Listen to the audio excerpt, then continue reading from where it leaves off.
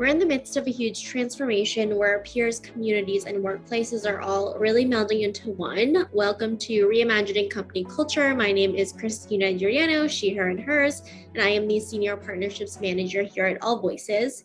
Today, I am very excited to welcome our next guest onto the interview series, Brent Kobayashi. He is the Senior Director of People and Culture at Fast Paced Health. Brent, it's so good to see you. If you want to share a little bit about yourself for our listeners, including your pronouns and when you were younger, how did you answer the question, what do you want to be when you grow up?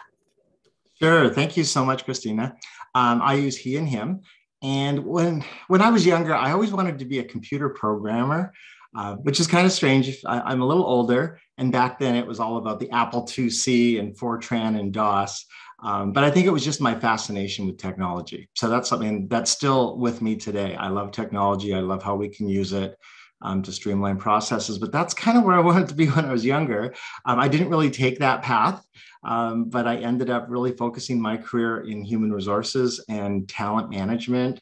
And, I really started off in the training, learning, and education side of HR, and recently have really moved into talent development and HR. So, always learning, always moving around, doing different things.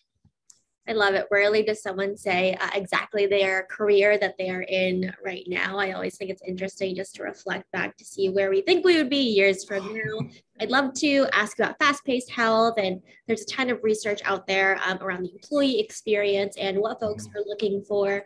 For example, one study found that just 31% of employees say their company really offers something that is unique and different, and only 23% of human resources leaders expect most employees to stay with the firm after the pandemic ends. So with that said, what is unique about fast-paced health from your perspective? Well, it's interesting. You look at so many companies with these, incredible benefits and different ways of doing things, from slides in the office to free coffee breaks and cappuccinos and all of that. Our company is a little different because most of our employees are based in rural communities, in small urgent care clinics where we provide care for the community. So I think the thing that's kind of unique for our employees is it's really about purpose-driven. Our mission is about improving the health of those in the communities that we serve.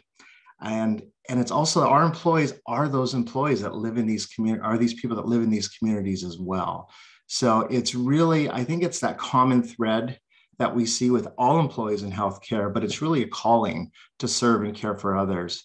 And so I wouldn't say we have something unique. I think what we have is our employees understand what they're doing and the impact that they have in their communities. Like I said, because this is where they grew up, this is their families live there, their families go to the clinics. And so it creates a really strong connection there. And I also think, we also, in the past 2 years, has really shown that healthcare is hard and it takes its toll in the form of physical and mental exhaustion, as well as mental wellness. So really, I think the one thing that we provide is we try to create an environment that really helps our employees out internally with dealing with that, because I know that's hard. And, we really want our employees to take and to empower them to take action, to really care for our patients. So again, I don't think it's something that's unique in the healthcare industry, but I think that's something that, we love to, I think our employees love is that idea of, being in the rural communities. Where we see a lot of hospitals and larger healthcare companies move out of. And so we're moving into these because we know there's a huge need in the US. Absolutely. Purpose-driven work, really impactful work, and a calling, as you were saying, for folks who get into this industry, get into this field. When we're talking about taking care of the physical, mental, emotional well-being of folks, there's one, having the kind of mission to do that, and two, kind of how that manifests within the organization, internally with your team, people taking care of people. Talking about kind of a specific point of the employee experience, we know that because of necessity, a lot of people are redesigning or reinventing the employee experience as well for onboarding, specifically when someone joins and they're learning kind of about the organization, about their team. How do you envision reinventing this experience at Fast Paced Health? Yes. I mean, every organization I've worked with, I think it's always been a challenge is, how are we doing onboarding and what does that look like? And the word that I like to use, one word, is seamless. I don't know if that's the right word to use, but seamless, so that really, the employees don't really have to, there's nothing that's an issue. They join the organization, there's clear communication, they get what they need when they need it.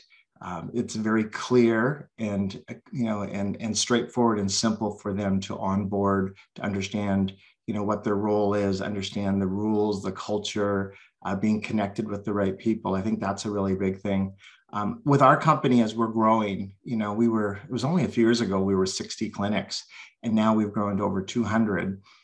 We really have to leverage technology. And so that's the thing, that's where we're really growing right now and having growing pains, is how do we leverage technology to really help make that experience seamless? But then we also don't want to lose that human touch. And so, from part of, using technology for that onboarding experience, we've also have a full onboarding team that reaches out to all of our new employees and is calling them throughout that process. And so it's not just the hiring manager or the recruiter, but we have a team that calls our new employees before they start, helps walk them through any questions that they have, any insights, so that they're clear of what's going to happen before they join, as they join, and in the next 90 days. So they also do follow-up calls as well to see how it's going. So we don't want to lose the human touch, but we definitely want to leverage technology. So I think that's the challenge right now, with at least the challenge that we're going through, is how do we make it seamless? How do we still seamless, but also make it very personal and customized and people-centric? Absolutely people-centric, making sure you're leveraging technology for seamlessness, efficiency.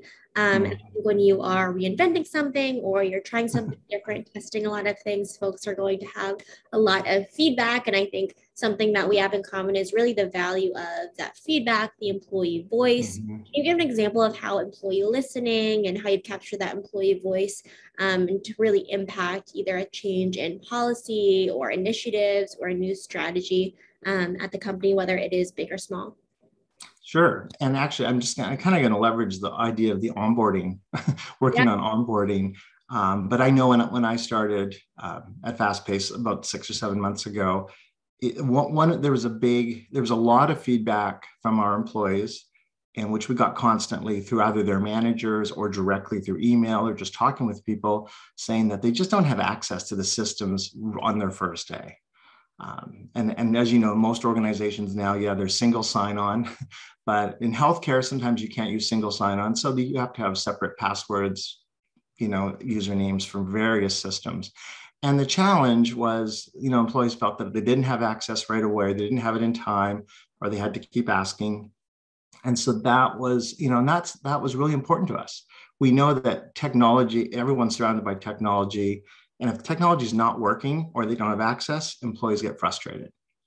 And we know that.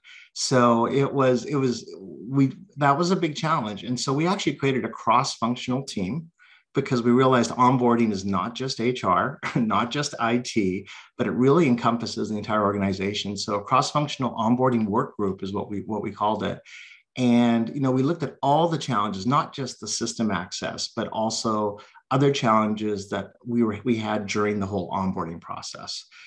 And over the past 4 months, we've actually come up with some incredible insights and really been able to make the progress. So even something now with employees not having access, and we identified it, it wasn't just IT. Poor IT always gets a bad rap for all of this. But it really wasn't IT. It was really just about our whole system and how information was communicated, which we've been able to fix in a lot of ways. And so now that experience, that issue it never goes away, but I must say it's really improved. And the only things we're hearing issues on now are really some very unique situations that we still haven't had a chance to address. So, obviously the voice of that employee is vital for that employee experience. And this was just one way that we were able to react and hopefully, get to 90% of completion. We still have a ways to go. But again, we know it's a big issue and we have a whole team focused on that. So. Yeah, and that cross-functionality of the team is really great too, and really setting up a company culture, a workplace where people feel like they could give the positive feedback, constructive feedback, and just share kind of their experience with this as well. We also know that the other piece of just people feel like they are growing in their career, feel like they're connected to the company, is that investment in leveling up or professional development to really grow their professional skills. How are you investing in the upskilling growth and the development of your team members at the company? Certainly. I think there's the kind of three main areas that we're focusing on now. I mean, we have lots of different initiatives and we have on our roadmap, but I would say the ones that I'd probably highlight now is really understanding our clinic directors. Our clinic directors basically lead each of our clinics. So we have one director in each of our 200 clinics. And as we know, that employee experience is really based on, your leader that you work with on a daily basis. So we're spending a lot of time on their development. We do something called a clinic leadership program, which is really a three-day conference where we bring all of our new clinic directors in and, really kind of set expectations, focus a lot on the whys, and the what's, a little, not so much on the hows anymore, but really focusing on, the understanding of what it means to be a leader. Our CEO, Greg Steele, always talks about, leadership within the four walls, and, really having our clinic directors take ownership of those four walls. So that's a big program for us because we know that truly impacts that employee experience. And it actually impacts the voice of the employee. I just was at some clinics last week and had some research interviews with a lot of them about the voice of the employee. And we found that was the key contact, was they would reach out to their clinic director before anything else, before sending an email or calling a hotline or doing anything. It was that clinic director was a really pivotal piece. So that's one area that we're really focusing on.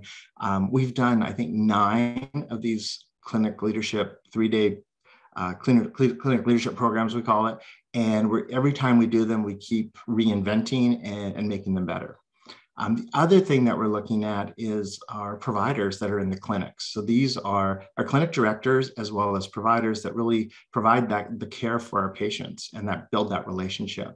So we're really focused on the clinical excellence of our teams.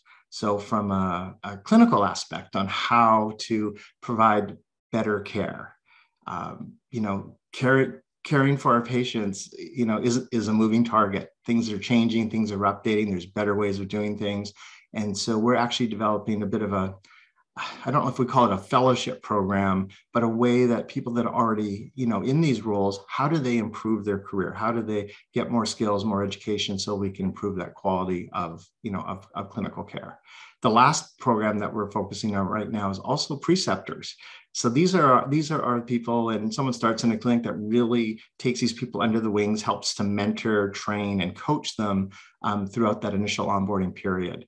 And so we're really focusing on, what that experience is like for our preceptors.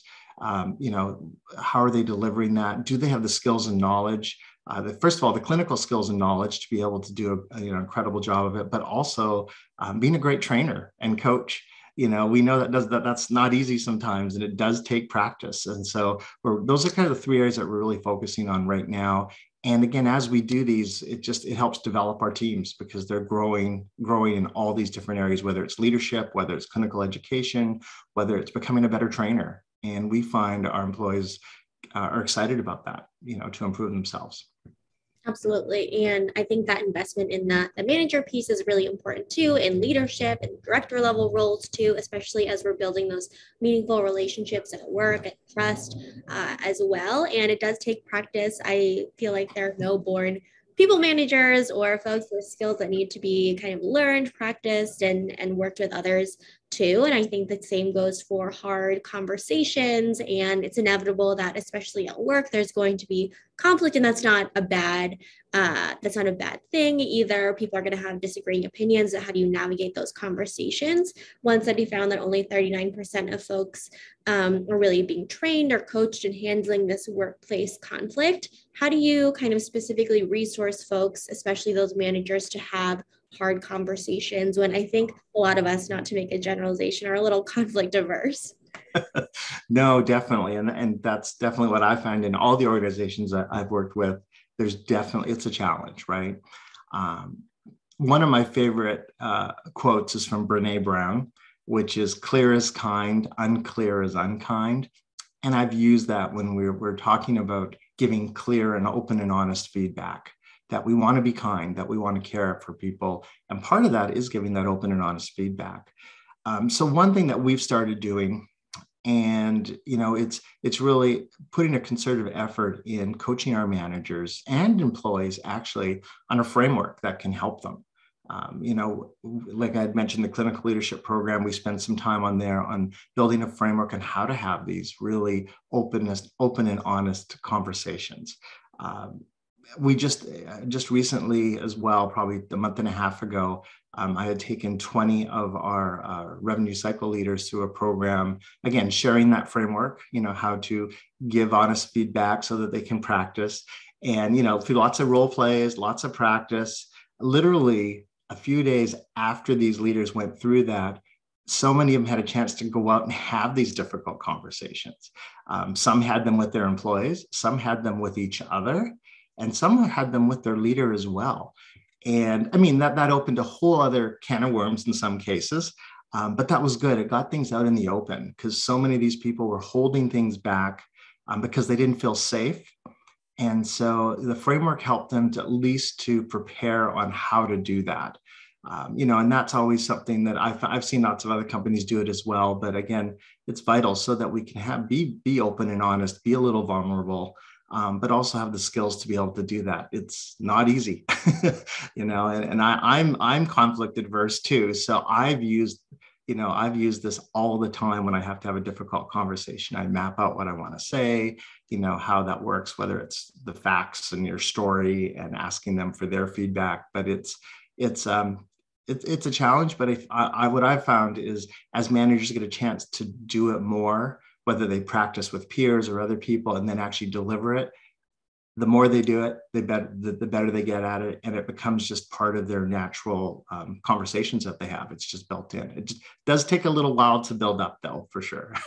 Absolutely. And having that framework is important. I really appreciate Brene Brown's work as well. And I think about clear as kind and kind of the story we're telling ourselves versus the story that other folks are telling themselves. Mm-hmm. The only way to kind of think about those things and talk about them is to really kind of ask those curiosity-based questions, really actively listen. And it takes intention and it takes practice. Kind of bringing it a step kind of back to, we're talking about these one-on-one conversations or one-to-many conversations. When we think about like an organization, communication, and with employees, with teams as well, that also needs to have a lot of intention behind it and transparency. How have you run effective employee and company communication? What does that look like in practice? Oh man, it's so funny. Sometimes you just think, well, just send an email and everyone will get it. Right? Yes, and we know email is definitely, kind of it's a double-edged sword. Yes, you can get information out there quickly, but obviously, I think in today's workforce, email is not always the most effective way to do it. And I think, when you look at a communication strategy for your employees, you need to look at, I guess, a multi-pronged way of doing it. And, whether it, email, yes, you can do email. One thing that we found really helpful in our clinics are something we call morning huddles, where the clinic directors are able to share some information with their teams every morning. So it might be a couple of things that's going on with the company, something new, something that's changed, policy, procedure, whatever it could be. These morning huddles we find are really valuable. And also the idea of, I know a lot of companies do it, but the idea of cascading information down. And so we work really closely with our operational teams, we have state directors right down to regional directors to our clinic directors. But we do meet with our state and clinic directors on a monthly basis, face-to-face with them, and share everything and make sure they understand it. And then they work closely with their clinic directors as well. So that's one way. I think, we have to look at social media and different things like that. So we do things through our own intranet, pushing out information, as well as, through our learning platform, through short videos, to really get things across. So what I found is it's not just one approach, it has to be many approaches. I think the challenge you face is, is the message consistent all the way down? And so that's something that we work really closely with. And even things like messages that we want to make sure get straight to the employee could be something like either a meeting that our CEO might have, a whole group meeting, or record a video and send that down. So again, I think there's all different ways. And, we are, I want to say, recently on Microsoft Teams for about 6 or 7 months for the organization. I've used it for a couple of years, but fast pace is kind of new to it. So we're really starting to leverage some of that technology as well. So. Absolutely. It's not a one size fits all approach to how people digest information. You can't just send one email, one kind of message around something too. And there's a lot of different mediums to communicate information too. Just thinking through that. I know you mentioned kind of one example before in terms of collaboration, but would love to know, especially for folks who are listening who don't work with, people and culture teams all of the time. Can you tell me about how you partner with other departments and leaders on projects to reach kind of those combined goals? Sure. And again, just to kind of go back to the idea of work group, I mentioned we did that with the onboarding group. We have numerous work groups right now. We have one that talks about our intranet because we know there's some things we need to improve. And these work groups involve numerous, all different areas of the business. Usually we have someone from operations, and obviously, depending on the work group, marketing, IT, accounting, finance, HR, all the different areas that we need to get involved with. But what's great about these work groups, they're similar to a project team, except they kind of have more ownership of the process. So rather than a project team that starts with the project and the project ends, this work group actually takes ownership of it and they're accountable for this, for whatever the project is, whether it's onboarding, whether it's the intranet. There's lots of other examples. And the team itself actually makes decisions of, how to move forward, when to iterate again, when things are done, when things are not done. And so what's great about it is it's not just a siloed kind of like a project team. I feel sometimes is very siloed. Get your work done. Okay, check off. Get your work done. It's checked off. With this group, everyone gets an understanding of what the other person's work, and the whole group decides, yes, that's good, or that's done. And so you get this whole group learning everything about other departments. I mean, in this onboarding work group that I'm in right now, I've learned so much about IT's processes, our credentialing process, just everything. Because as that team, you're on that team, you're learning more. So that's one way that we've kind of really helped to move the needle in collaborating between other departments. We are dipping our toe into design thinking, which I've been a big fan of for many years. And so I think over the next 6 months to a year, we're going to really implement that framework and work with other teams, and obviously a very people-centered approach in coming up with solutions. So I think the work groups is kind of cool. It helps us to collaborate. It gives more of a framework, but I do love that it just gives a total accountability to that team. And people that are on that team, everyone's at the same level. We do have a facilitator who helps to facilitate discussion and kind of keep us together. But other than that, everyone's at the same level, and we hold each other accountable.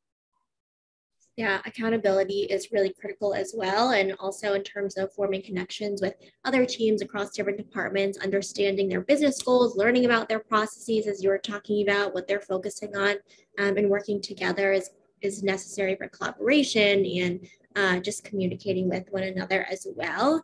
We know that over the past few years as well, it's been a really tough time, job related, world related, and so many things are happening. And I know for this interview series, specifically talking to people, diversity, equity, inclusion, human resources leaders, a lot of folks came to them with questions around how to solve everything and anything. What advice do you have for fellow talent, people, and HR leaders right now? I think the one thing, just, I think I've been doing this. I looked the other day for over 20 years, just kind of scary. But what I've really discovered is, people are people, no matter what the industry. And at one point, I started my career in the luxury hotel industry. And I always thought, I always have to stay in this industry because, it's very specific. It doesn't translate to other industries. But it really does. So starting there, from luxury hotels, I moved into a pawn shop company. and then moved into healthcare, which is kind of crazy. I always say I go from posh to pawn to patience, right? So that's kind of my transition. But it doesn't matter what the industry is, it doesn't matter on the products, the services, the customers.